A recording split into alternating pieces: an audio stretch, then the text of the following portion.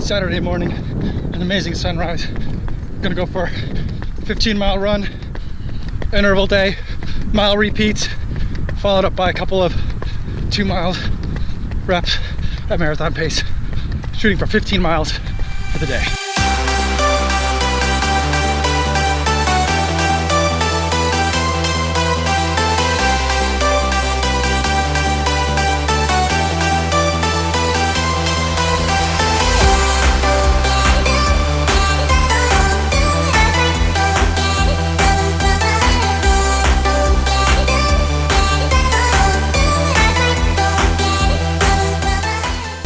Hey JP, how's it going? Hey Coffee, how's it going?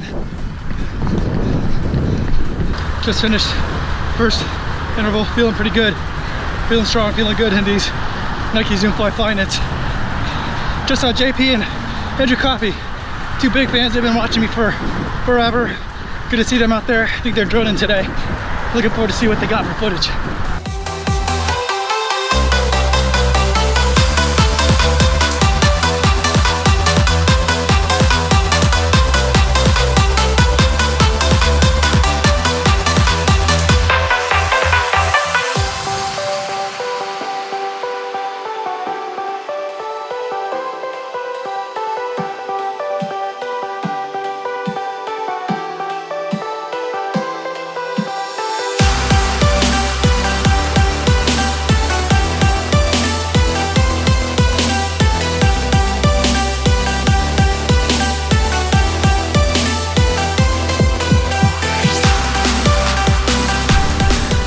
All right, second mile in, 6:34, feeling good.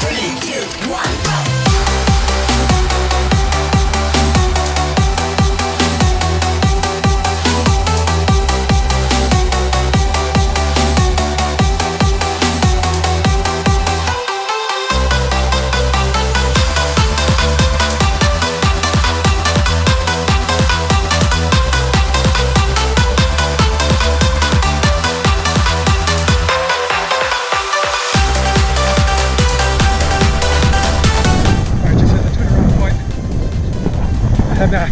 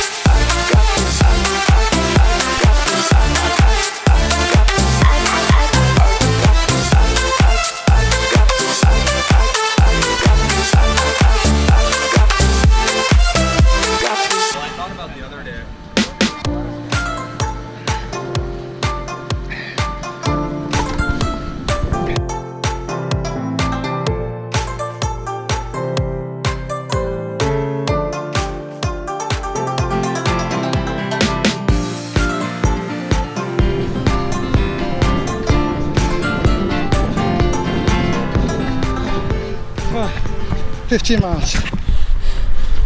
15.01 miles, 7 minutes, 43 seconds per mile. I'm tired. 4x1. Hey, how are you? 4x1 half marathon, goal pace about 6:50 or under. And then 4x2 miles, goal marathon pace. So in this 15-mile interval run, I've got 8 miles of marathon pace.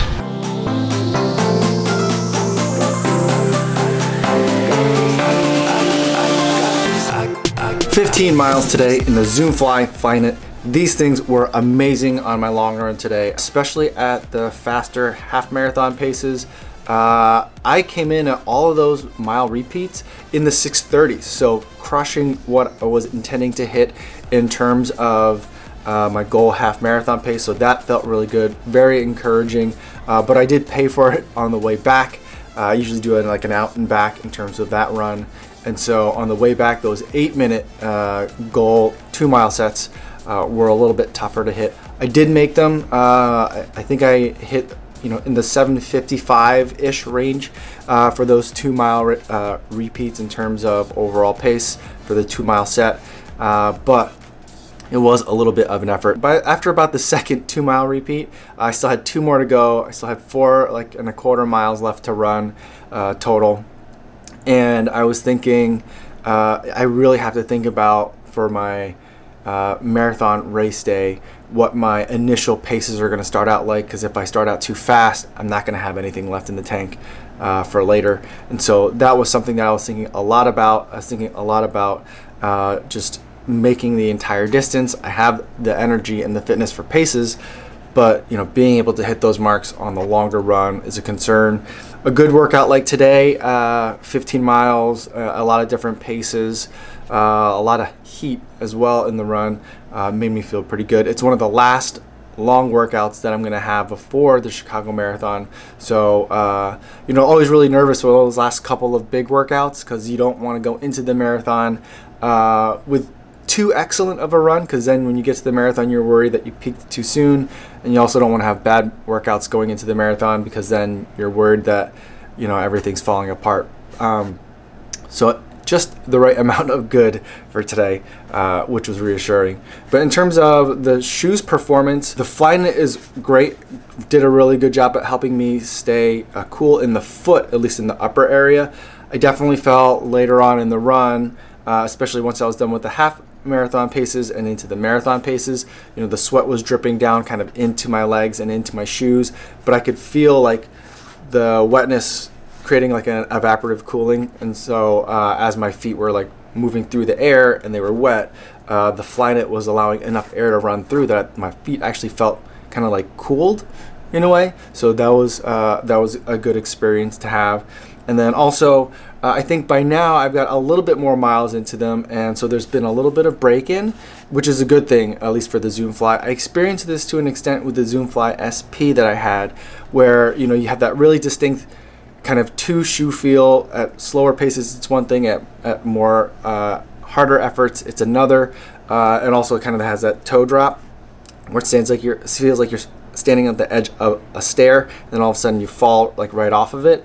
That mellows out a little bit. I definitely felt that today, and so today the shoe felt really good for me. Some of the things that I kind of were not issues, but things that I noticed on the initial 8-mile test run were either minimized or I didn't feel at all. So kind of that weird hotness that I sometimes feel in my right foot, right under the ball of the foot in React shoes, I didn't really feel that at all. I was looking for it, but I didn't feel it at all on this longer run. And I don't know if it's because I was pushing harder and kind of in more of the sweet spot where the shoe likes to be in terms of it wants you to be running at a higher effort level. And so I don't know if that's what it was, or if I was just so tired that that little bit of heat was something that just didn't show up on the radar. I'm not really sure, but I didn't notice that at all. And overall, it was a great shoe. Like I was done by the time I was done with the half marathon paces, those mile repeats, and starting back now on the way back for the 2-mile repeats, I didn't even really notice the shoe, except for the fact that it felt good. The thing that I noticed most about this shoe is that it makes you feel like as you're digging in and trying to push off harder, it pushes off harder with you, you know, so it really works with you in that sense. And so it's different than, and I mentioned this in other Zoom Fly videos, it's different than the Turbo and then the Pegasus, which I feel like the angle of attack of that shoe makes you want to turn your feet over faster and makes your cadence faster. This shoe, in the way that it makes you feel faster, it makes it feel like your push off is stronger. I don't know, I think must be the carbon plate or just the geometry of the shoe that gives you that sensation. And so that was something that was very welcome for me as I was trying to push into faster paces, but also as I was tired and still trying to maintain my marathon paces. So overall felt really good. Definitely something after today that I would feel very confident. I'd feel great taking this into a half marathon, and I certainly think that this could be a really great marathon shoe. I'm hoping that in the next week or so, or at least as we get 2 weeks, as we get closer to October 4th, that I will be able to get a pair of the Vaporfly. October 4th is just 3 days though before the marathon, and so I don't know that I'll want to take a shoe out of the box and run the Chicago Marathon. I probably will.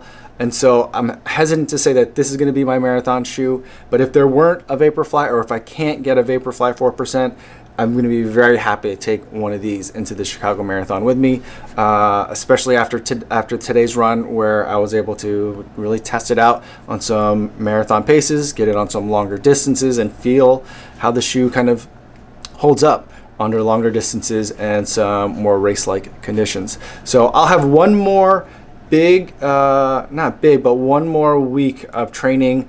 I'm gonna kind of buck the trend and not start tapering now. I'm gonna still kind of have one more higher mileage week and have one more long run this coming weekend. I don't know if I'm gonna do something with the Chicago Half Marathon. I don't know if I'm gonna race that race or not, or just do something else on my own. So I'll have one more big workout to put into this shoe, one more big week to put into this shoe, and then it'll be taper time. If you have any questions about how this shoe held up on the 15 miles, put them in the comments. I'd love to talk to you guys down there. Thanks so much for watching, and I'll see you guys tomorrow. Yo, what's going on?